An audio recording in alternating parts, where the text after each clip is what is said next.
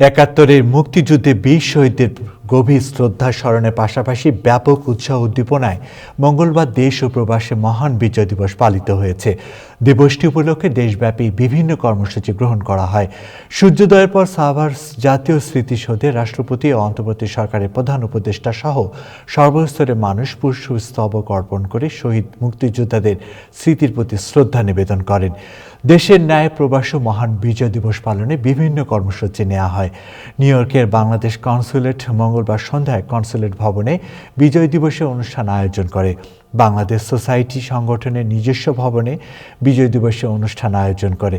এছাড়া সম্মিলিত Bronx Bangladeshi community, Bangladeshi American police association BAPA, Manikganj Samity North America, Jamaica Bangladesh association, Phulkoli foundation of USA ও television reporters unity of Bangladesh TRAB যুক্তরাষ্ট্র শাখা এবং Jamaica Bangladeshi senior citizen club যৌথভাবে মঙ্গলবার বিজয় দিবসের অনুষ্ঠান আয়োজন করে।